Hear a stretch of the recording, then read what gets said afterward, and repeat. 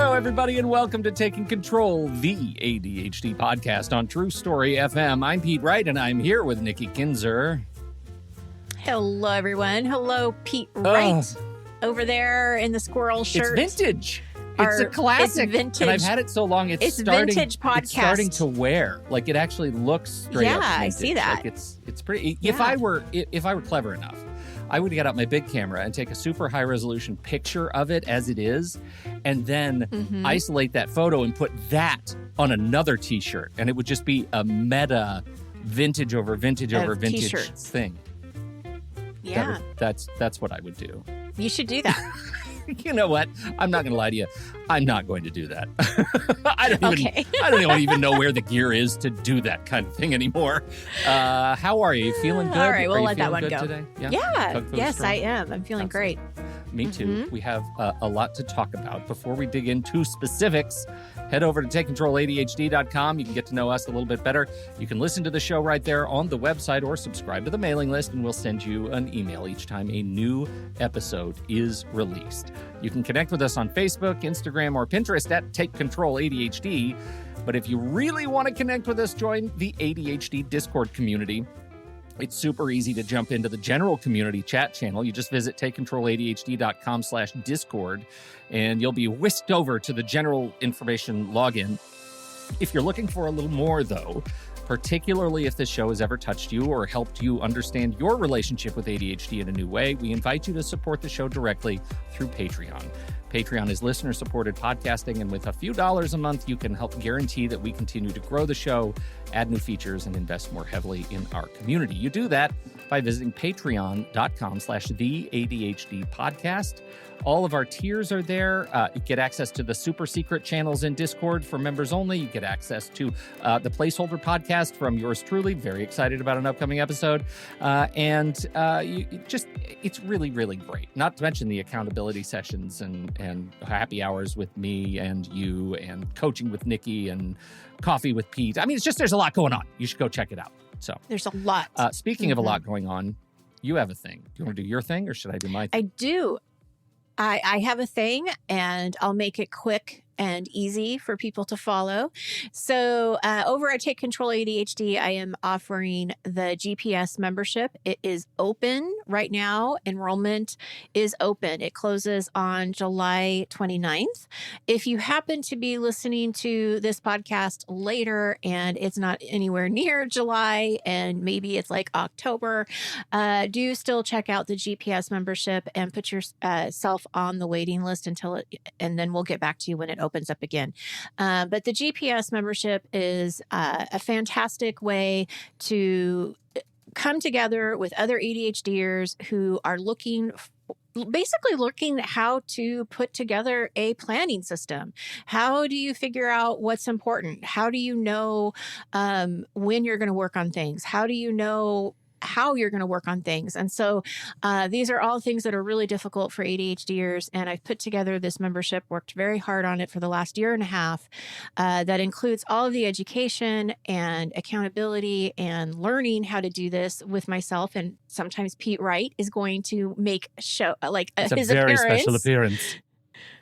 From Pete Wright, yes, and give you the time to practice and put together your systems during our actual sessions, which happen to be on Mondays and Thursdays. So please check it out, and if you have questions, let us know. And I hope to see you in the next GPS enrollment phase. I think that's what it's called. What phase are we on? Open. We're I in don't phase know. 17. Like, is that even a thing? Like open, like. It's open, it's open. Yeah, it's open. Open enrollment. It's like and then insurance. If it's not There's open enrollment, and then the enrollment closes. And then it's closing. And then it opens again. So that's why you want to put yourself on the wait list, because it will open again. Can I just say something about that? This is really important to me. Yeah. I've been reflecting on that this morning because I've been working on some other stuff for you.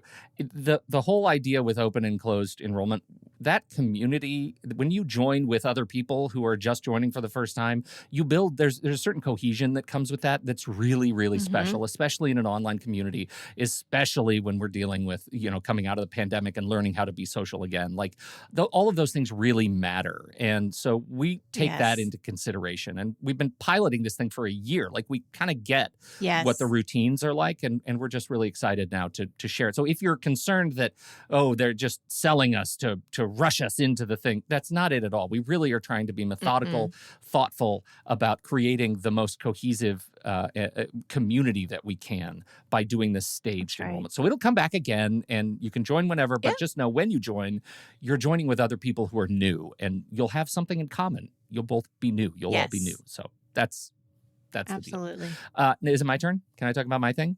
Yeah, it's your turn. I get so excited about TextExpander because they're back. They've been, as you've heard me talk about them before, they've been advertisers with us for the last 6 months, and they emailed me and they said, you know what, Pete? Your community has responded to TextExpander, so we want to stay with you. We want to be with you guys, for another round. And so they're back, and that is just so heartwarming to me because I believe so strongly in the power of this simple little tool.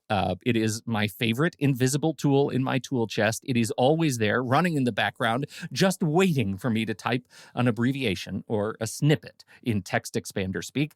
And when it sees that snippet, it goes to work, instantly expanding from just a few characters on my keyboard to words, sentences, paragraphs, entire pages of text, even code. So first, a quick reminder of how it works. You store it. You keep all of yours and if you're on a team or your family's most used emails, phrases, messages, URLs, everything in your TextExpander library.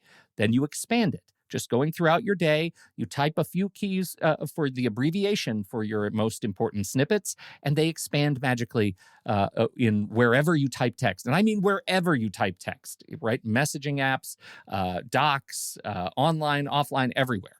And then optionally, you can share it. If, as I said, you have family, you have a team, your whole team can have access to the shared content, reducing errors, making sure your messages are consistent, the works. It's that easy. Now, I try when I talk about TextExpander to share a new thing that I'm doing with TextExpander on a given week. And, I have some I'm very excited about. But the one that has changed my use of TextExpander most dramatically, it took me almost 10 years to learn that it even existed. And that is a magic key combination that activates TextExpander itself. Now, Nikki, go ahead, ask me. How many snippets do you have, Pete?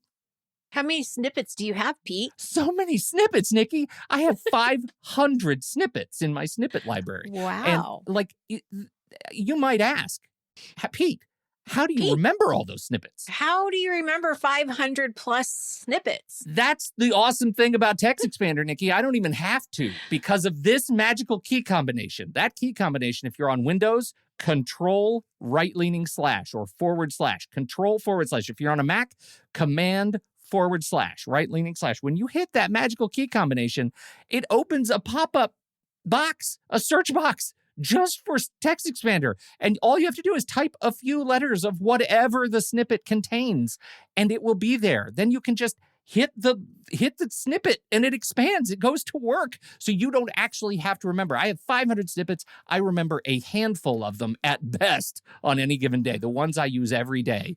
And the rest of them, Command /. It is absolutely magical. And man, did I carry around some shame for being a power user of TextExpander and not knowing about that amazing tool. So you should check it out. TextExpander is available on Mac, Windows, Chrome, iPhone, iPad. And for listeners of the ADHD podcast, you can get 20% off your first year of service. Just visit takecontroladhd.com/TextExpander, and you will once again be whisked over to our page on their site where you can get started. Again, if you get started now, you'll save 20% off a year subscription. The way we work is changing rapidly. Make work the way your brain works by saying more in less time and with less effort using TextExpander. Our great thanks to the TextExpander team for sponsoring the ADHD podcast.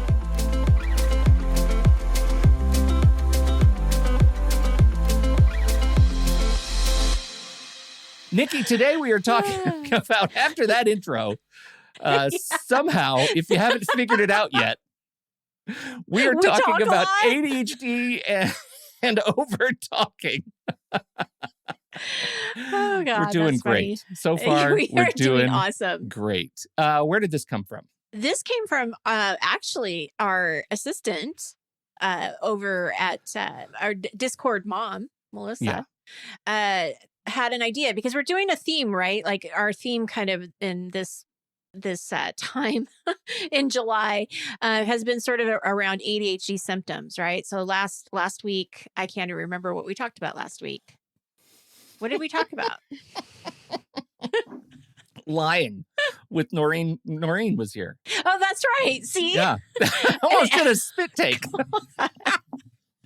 All right. So, so lying was last week. And guess what's going to be next week with Ari Techman? Memory. We're going to talk about memory.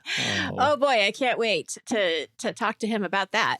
Because obviously mine is very poor. All of a sudden, that means this whole engagement has to stay in the show. I could cut it out, but now I can't. No, you can't. You can't cut this out. Yes. So Melissa's idea was, hey, another ADHD symptom is talking. Yes. Talking too much or talking too fast. And and so that's where it came. And we both said, hey, that's a great idea. And I know from a coaching perspective, it certainly is something that comes up with my clients. But I did want to do a little bit of research before we talked today, because, some topics we can just talk about and I don't need an outline. I don't need to do research. We can just talk, right? Yeah. But this one kind of, I thought, I gotta read a little bit. I gotta kind of see what's being said about this, because it just wasn't something that I felt totally comfortable with talking with you off the cuff, right? So a lot of the information that we are going to talk to you about do come from other sources. This is not stuff that Pete and I just came up with.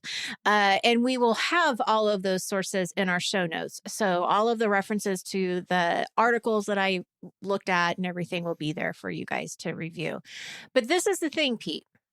In my research, the one thing I couldn't find, and this is something that I want to ask our listeners to help me with, and we'll come back to this at the end of the show too, to remind people that I need help with this, is how do you tell someone that they may be talking too much or talking too fast without offending them?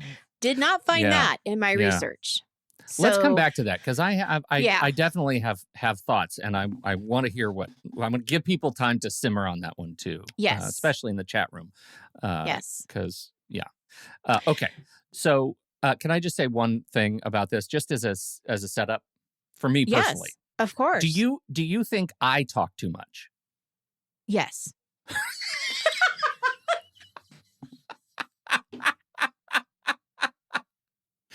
That's amazing, because in my notes I said I don't think I do, but that's probably why we're here. I say that to be funny and to put you off, put you off your rocker or whatever. No, I really don't think you talk too much. No, I don't. Okay. Well, one, that's good to hear. Oh, see what happened there? Figure that out. Okay. So I don't think I do. And I think that's because I recognize it when I see it in other people. And part of that is when they say, like, if you look around the room and you can't tell who's talking too much, it's probably you.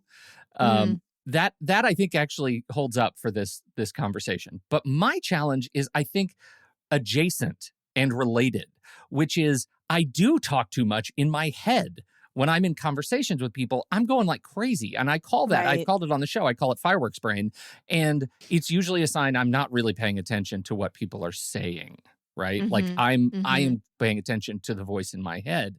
And so, because mostly everything that I've been researching on over-talking absolutely directly applies to me as long as it's in my head. The social part, like the way people react to me, is a little bit different because it's related to how I am.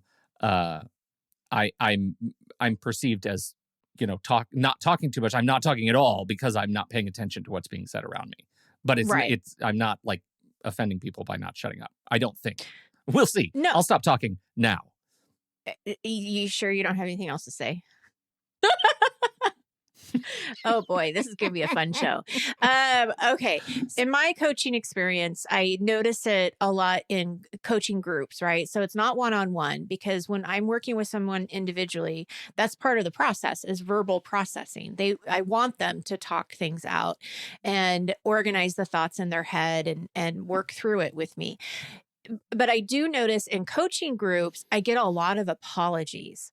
Like someone so for example, one of the things that we do in GPS at the very beginning is I ask everyone to share one success that they've had that week. And people will share their success, and some people are very concise about it, and some people will kind of talk a little bit more about it and, give us the reference or whatever. And then they'll apologize. And they'll say, "Oh, I'm sorry. I said too much, or I took too much time." And I see that, I think from my perspective, sometimes where I see people fall into that is there's a fear of being misunderstood. Mhm. And so they want to over explain, or they repeat themselves, because they want to make sure that you hear all of the details and that you really understand. But if you think about it, it makes sense that this would happen with someone with ADHD, because it's hard to know what's going to be important to the listener when you don't even know what's important.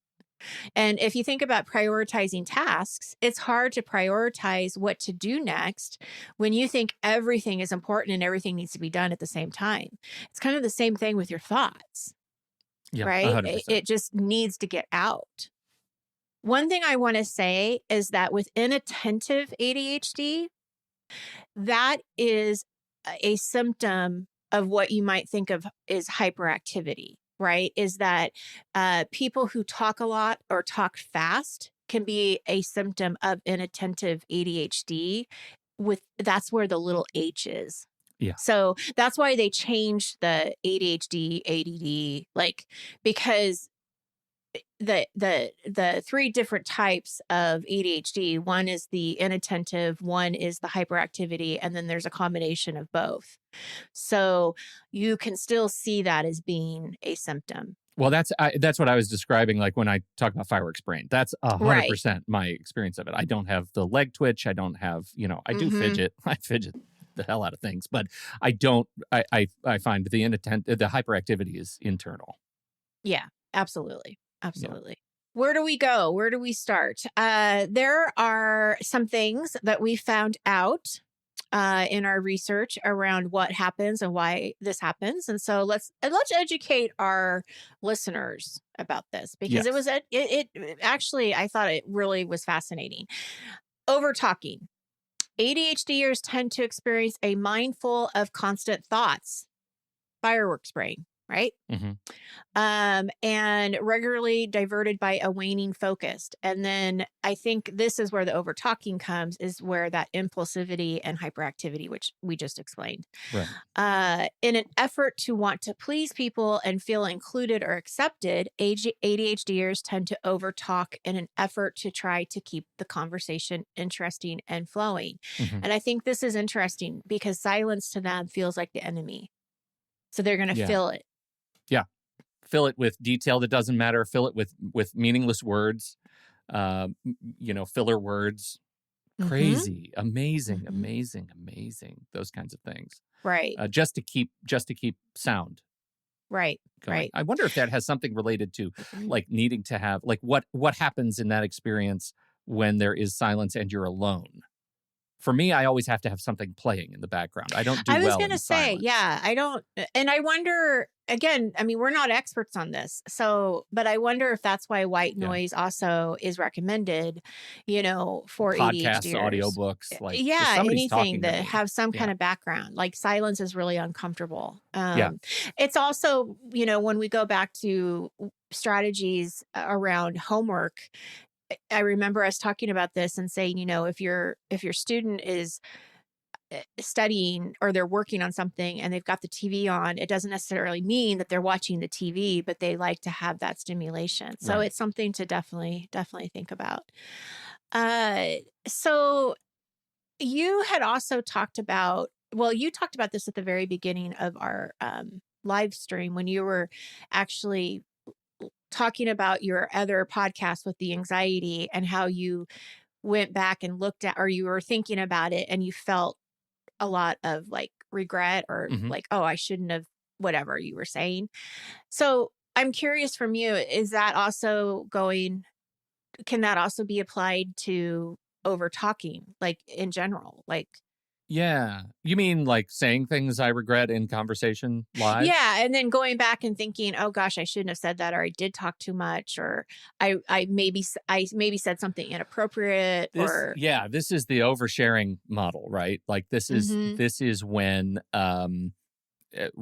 you say things for some reason, your mouth isn't stopping or your mouth is ahead of your brain, and you start saying things that maybe you shouldn't say because you are divulging something that's inappropriate about yourself or about other people or about, the workplace or about something you did, something body, something, I just used the word body. I don't think I've said body in 15 years.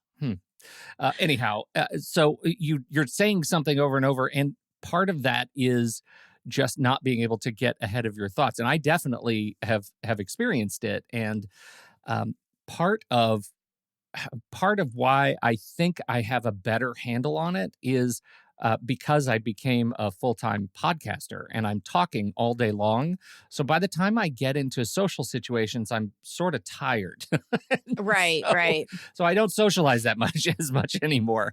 Yeah. And so, I wonder about that, because I know those kinds of things are, that plays into anxiety too. Like, For sure. Because I can tell you from that angle, for sure, there are many conversations that I've had where I sit back and I think about it and like, oh man, yeah, it could have gone a different way. It should have gone a different way. And that's where the RSD comes into, I think, for people, right? Is feeling that sensitivity of not knowing what other people are thinking, because I think that kind of is the root of a lot of it too, is that there's this fear again of, are you being understood? Are you connecting with this person? Do they like what you're saying? And like you said, you've got this fireworks brain and you want to connect with this person. And how do you connect with other people? You relate to them in some way. So then you want to talk about all of those things. It certainly makes sense. The challenge is that you want to talk about all those things at once. Right. So I want you, Pete, to talk a little bit about the science behind all of this, because I can't pronounce these words. So I saw this in our outline and I'm like, oh yeah, Pete's going to talk about these big words. Well, okay, let's see if we can muddle through it. Okay. The thalamus is the area of the brain that controls response inhibition, right? That is the thing, the gate that is sending these signals that allow or stop your behaviors, like your mouth. And so your gate is open. Your gate is open all the time, right? It's okay. just wide open. Yeah. So the brain then detects a red flag, right? Oh my gosh, something's about to be said or done that you need to respond to. It is the limbic hippocampal connection. Limbic hippocampal. Limbic. Get every bite of that. Connections. The limbic hippocampal connections relay this warning from the thalamus to the frontal cortex, which is the control center, right, and of the brain that handles emotional expression and problem solving and that kind of executive social interaction. Functions. Executive functioning. Right. Yeah, that's where the executive function. So you can see, like I use that all the time. My wife and I will have an experience with somebody out in the world, and we both look at each other and said, "Missing a frontal cortex." Like you can just notice, notice that kind of stuff. So in ADHD brains, the thalamus gate is broken. So everything gets to flow through it all the time, because it doesn't open or close. It's just open. It's just broken on the hinges. And it becomes this sort of uninhibited, unchecked flow of whatever the brain has, whether there are red flags or not. So I remember, especially in my 20s, we had this friend of ours who was very upfront, and we would sometimes say, yeah, he just doesn't have a filter. Yeah. That's just who he is. And that's kind of what this is, right? Yeah. Like, and that's not why being I able to filter. That's why I use I think the word broken is important, because I find I notice the red flags, right? I know they're there. And I can think, like, be cognitively aware and present that something I'm about to say should not be said. But by the time that signal gets to my mouth, the thing has already been said, and the gate closes afterward. And when the gate closes afterward, that's the shame trigger for me, right? Yeah, right. That's regret, because now I am seconds after the thing came out of my mouth, I realize I screwed up. I didn't stop soon enough, and I get to feel shame at having done it. And so this is from Joel Nigg, says that people without ADHD have this ability to stop midstream if they recognize a person is not smiling, right? They can adjust, change course. The child with ADHD needs 20 to 30 milliseconds longer warning to correct course, which is an eternity when it comes to behavior control. Yes, it is. And also body stories. So it makes sense that what I like about this, not necessarily the information, but I hope that it gives people an understanding of what's happening. So if your child says something or you say something, it, at least gives you some awareness of why it's happening. I think that's important. Well, and what is the trigger to the behavior, right? I talked about the shame response when the gate closes. Right. What happens, and I'll speak for myself, what happens when I start feeling that is I stop talking altogether, right? You shut down. The all or nothing response. Absolutely. So if as soon as if I don't ever feel the shame, I could talk, I could get myself going and talk in my brain all night. But once I do something stupid, I can feel shame about it and stop talking at all and just feel bad. So I'm glad you said that, because as a parent of a teenager who has ADHD, it actually gives me an insight into what's probably happening with her. Yeah. Is, where she might shut down. So I appreciate you saying that, because I think those insights are important for us to understand other people. What's funny, having these kinds of conversations with my mom after my dad passed away, 6 months ago, we're coming to a new understanding of his undiagnosed ADHD. And this was a huge part of it. The way he would get going as a comedian in public, but that hyperactivity takes over the mouth and he doesn't recall or it doesn't have the shame gate close after he says things. It's just his was broken wide open and was constantly saying, especially as he got older. I mean, he was constantly saying things that otherwise might have been regretted. All right. So we're going to change gears a little bit and talk about, first, I'm going to talk about how I would approach this with a client, what kinds of questions I would ask. And then we're going to go through some of the challenges and solutions that we found, some ideas for people to take away with and see if this might help you if you are one of these over-talkers. So from a coach's perspective, there's, what I'm trying to do is build awareness. And so some of the questions that I would probably ask someone is the first of all would be, what makes you think that you talk too much? And get them talking to me about where they might find themselves doing this. And I would also be interested in knowing what people have said to them in the past, because we often come up with our own limiting beliefs without really having evidence. And so I want to know, is this something that you think you do, or is it something that you get asked, or, there's something that is said to you about it? So getting kind of more information around the background around all of it. And also understanding, are there any topics that tend to make you want to talk a lot about, or a lot? And these can be hot topics. So for example, if someone is really passionate about something, or they believe in something really, really strongly, that's going to be a trigger for them to really want to be understood and to be heard. Right. And so that could be somewhere where they get locked in that cycle of over-talking. Does that make sense? Well, it does make sense. But since we're having a conversation about ADHD hyperactivity, can I share what just happened to me? Yes. You said the words hot topic.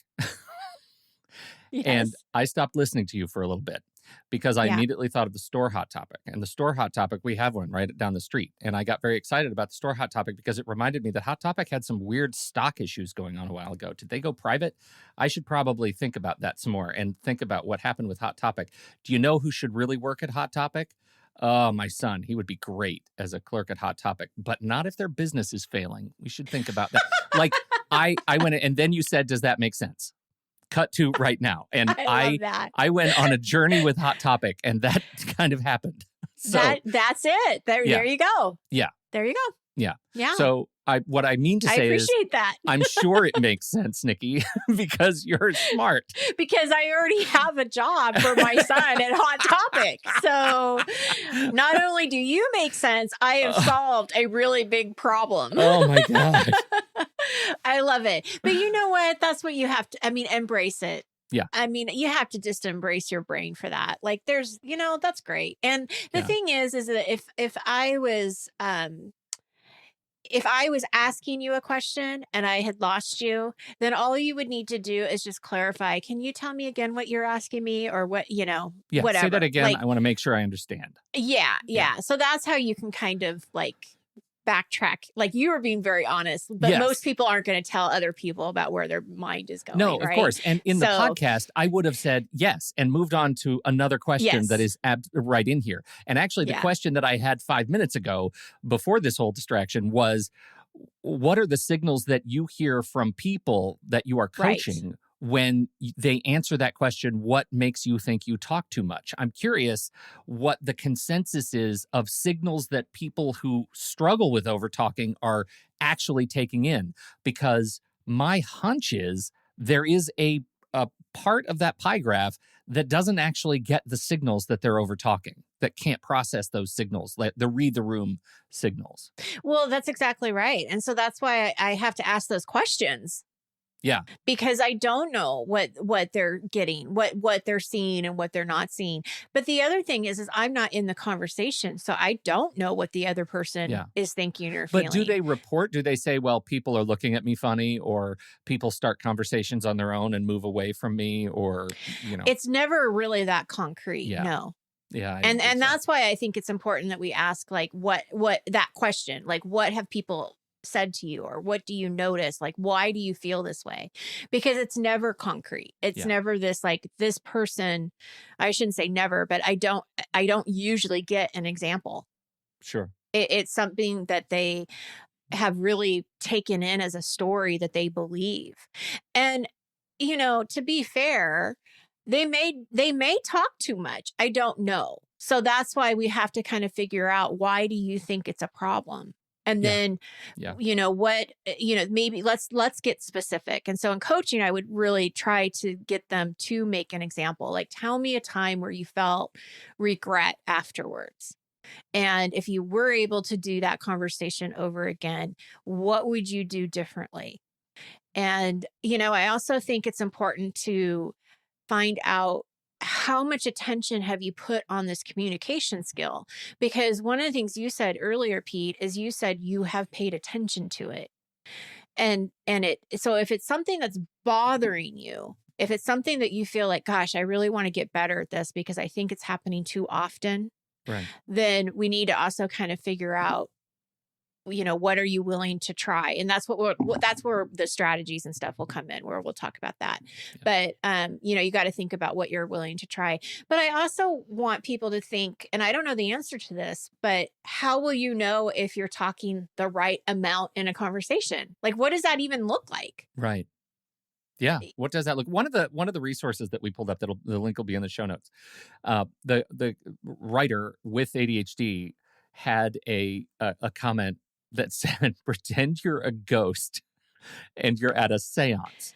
Whatever you say will not be listened to. So wait until you are invited to speak, to say something. Like, pretend you really are a ghost. And it's a little bit more gamification than speak when spoken to, which is dismissive. But it's more of the game of, okay, if I practice this skill, if I speak when my name is spoken, then maybe what I have to say will be heard and reflected more attentively, because I'll be invited into the conversation. I actually liked the angle there. I'm not sure I like the implementation. I think there's some risk of social hermiting, but I like the idea of pretending to be a ghost. So one of the strategies that I saw that is also gamifying it that I thought was actually a really great idea is to think of the conversation like a game of catch. So when you're asked a Yes. direct question, it's your ball, like you've caught the ball. So now you get to talk, and then you wait a second and you look at that person, and then you throw them the ball. Yeah. And let them talk. And then it kind of goes back and forth. So, okay, now I have the ball. So it's time for me to talk. And I thought that was really creative because I know that so many ADHDers like that visual. They like having a story, to relate to. And I thought that was great. Like, Did you ever see, yeah, have you ever you seen have the ball now. Yeah, right. No, I'm taking it right now because I have ADHD. So, have you ever seen the movie Rosencrantz and Guildenstern are Dead? No, I've never even heard of it. It's an alternate perspective version of Hamlet, and it's a comedy. And so you're following these two completely side characters, but they're the protagonists in this. It was a play and then a movie. And in this movie, they play this game of questions on a tennis court, right? And so they actually do make it a literal game where the person loses when they respond to a question with a statement. And that has fueled me in so many awkward situations when I can't figure out what to say. I just, in my head, play this game of questions. When somebody asks a question, I respond with another question, and it becomes a volley, right? And so it takes real practice, but it's a fun way to think about not keeping the ball too long, right? It's like you will not keep the ball too long if you know that you have to throw it by asking a question. Yes, and it's a metaphorical I like that. ball. Yeah. Yeah. But it's the same concept. I think it's great. Yeah. I like that. What else do you like here, Pete, that you found? Oh, well, I think I've already vomited up my most exciting parts. I think there is we've talked about it before, the idea of taking a break, of using the tools that you have to measure your pauses in a conversation, right? To actually, like, one of the reasons we keep talking if we don't like silence is because we're not aware of time, because we're time blind. And it can be useful to just say, like, look at your watch in your head and watch the second hand go by for 3 seconds and actually use that to notice that your mouth is not moving and celebrate that before you start talking again. Use some sort of mechanical device or a count or tapping your leg so you feel something that isn't your mouth to remind you it's not your turn anymore or you have monopolized something. It's time to take a break. Yeah. I really like that. Yeah, absolutely. So one of the things that we've talked about, this was around communication on the phone. Do you remember when we talked about the phone in one of our shows? And one of the tips there, I think, apply here is when you are going to have a conversation, especially if it's going to be a meaningful conversation, like something you have to plan for. So it's not just spontaneous, like at a party, but it's, with your boss or whatever, to actually do a little bit of pre-work, especially if you think you talk too much. This is, I think, especially relative to the people who are interviewing, like for a new job, is to think about what are the key points that you want to say and have those in front of you to be sort of your guide, to keep you on task and focused on where you want the conversation to be. So I think there's some value in practicing that and role playing, with other people, and see how you come across and be able to refine that before you actually have the conversation. Yeah, right. I think to that end, sometimes when I'm going to a social event, I spend time in the car preparing my stories, right? Because the idea of going in cold is risky. Because I'll tell all the stories and all the things.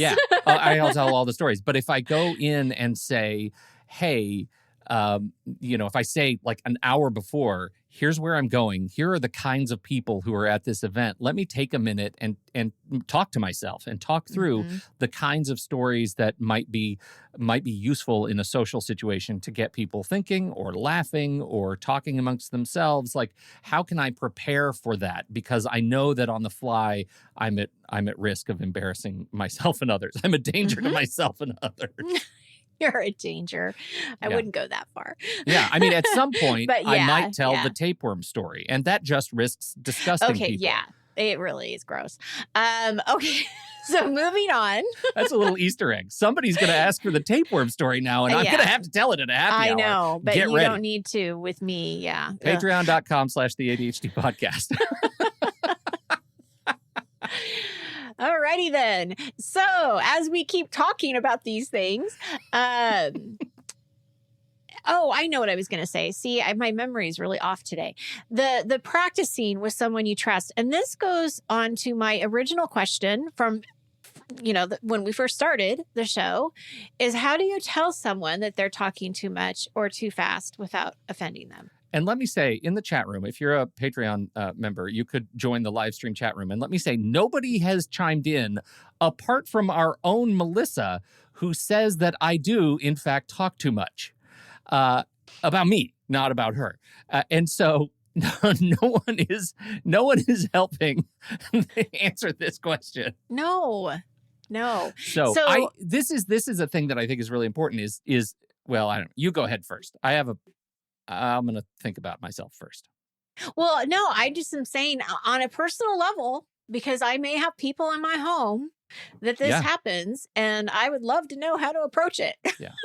So, but I don't want to hurt anybody's feelings, and I don't want people to get shut down or think that I don't want to hear at all, or that I don't care, because I do. Well, this is what I think is really important, is that you think first, not about the message you're trying to send, but about what would cause pain, right? And for me, that's always being called out in public, right? Having somebody say something public, or having some sort of disruptive event happen in the conversation, like being interrupted in a way that is somehow disruptive in order to take me away from the event, right? Or like being rude, you mean? Or being kind of rude, like sarcastic. Or... Yeah. Now, sometimes that has to happen, and we haven't talked at all about, the effects of substances on over-talking and ADHD, and that, if you've been drinking, you might need to be rudely interrupted.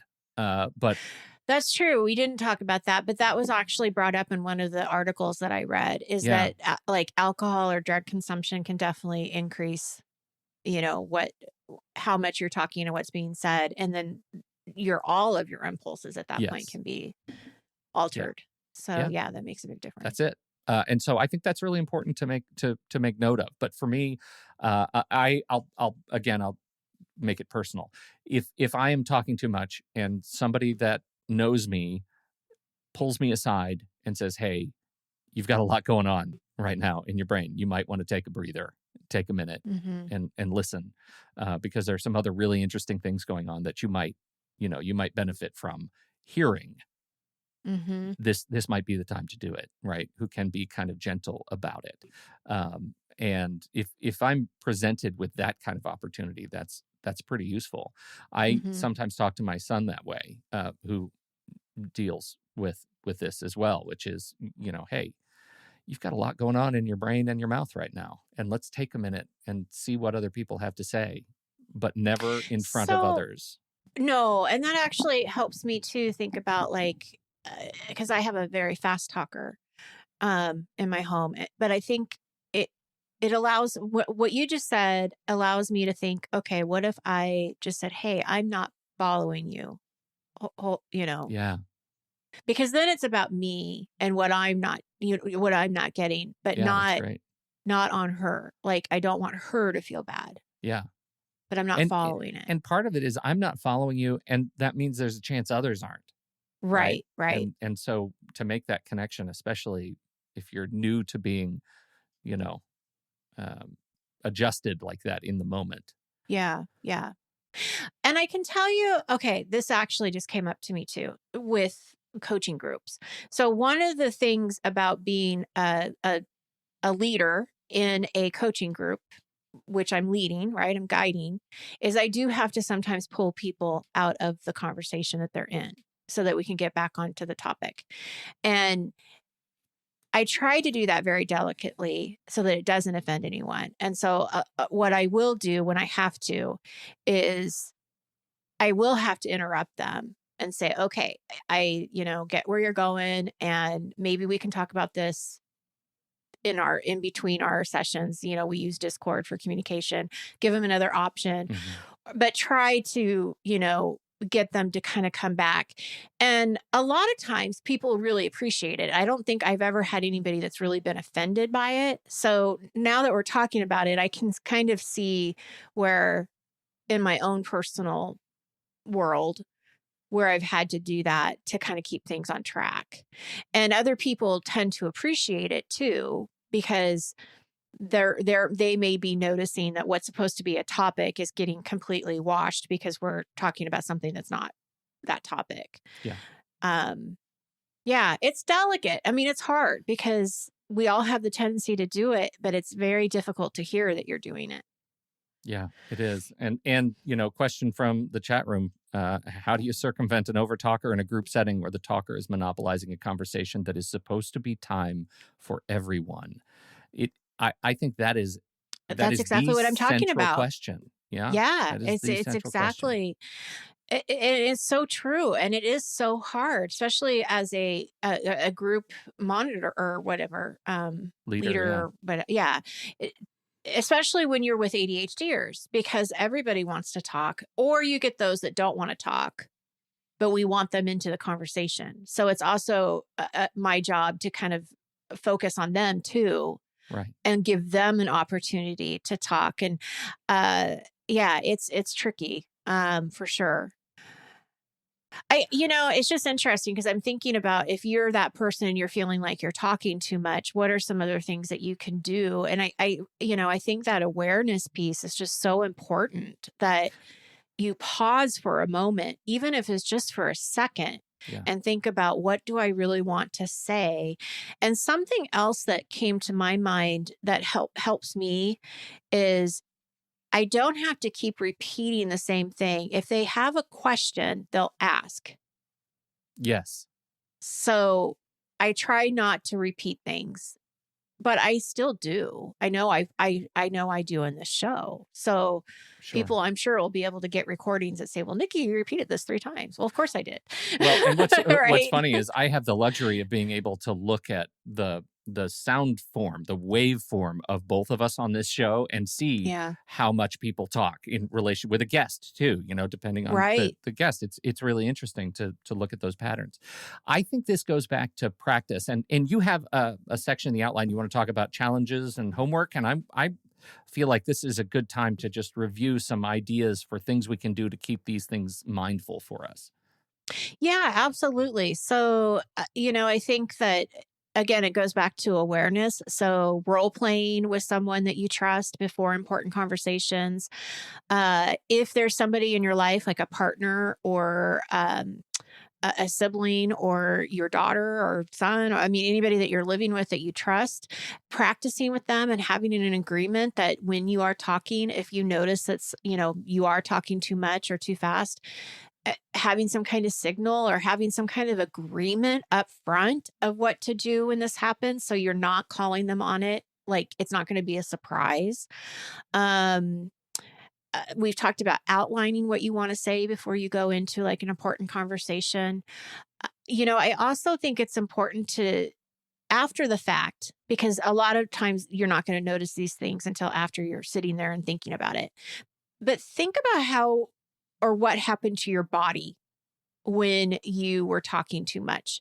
It's probably some kind of excitement, or maybe you're frustrated. But if you can kind of start to understand your signals, it also can give you that pause button that, oh, wait, this is like stirring up emotion here. So before I say anything, I need to kind of pause. So we've talked about a lot of different things, slowing down, this whole gamification. I love the ball passing back and forth. I think it's a great way to practice. So my challenge, go ahead. I just have one more thing I want to add before your challenge. And I think we have actually an interesting opportunity when you look at our, in our community and the multiple times we have to get members of the community together, voice to voice and face to face. The opportunity to think, and probably this is because I think in terms of like scatter charts and connected diagrams, right? And so, I'll have a conversation topic in mind, and there will be 5 other things that I could talk about that are loosely related, and then another level out, and they're not related at all. And what my brain wants to do is follow the chains, like the hot topic chain, right? Suddenly we're talking about the stock market and my son's summer job. The act of practicing going into one of these social engagements and saying to myself, what is the most important thing that I need to say, and practice finding awareness in where you've jumped to a new topic. Sometimes that's so fluid you can't even see it. But if you practice thinking about, I'm making a connection here that is loosely and increasingly less related to the topic that I started with, that's what you practice every day. That's what you practice in conversations. And I was thinking about happy hour, at the in our Patreon group, we have this face-to-face happy hour. Like, what a great opportunity to practice, because one thing we do every time is give us the life update. What's going on in your life? Maybe that's a way to practice for those who are members to come in and think, okay, what is the most important thing that I haven't talked about since last month, so that I don't monopolize the conversation, because we all ask questions. And before you know it, an hour has gone by and we've just focused on one person, which is sometimes great and organic and awesome. But if you come with something else you want to talk about, sometimes it's hard. Right. So, practice.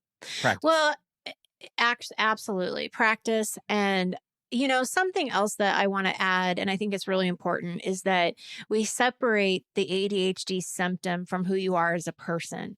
And so when that shame comes up, I really want people to think, okay, that was the ADHD that got Pete thinking about the hot topic. Yeah. Like, that's not Pete being rude or Pete not caring about what I have to say, or, that's just Pete doing his thing. And you have to, like, as a person, be okay with that. Like, it is what it is, and not try your hardest not to get down in that shame spiral, because it's just part of how you're thinking.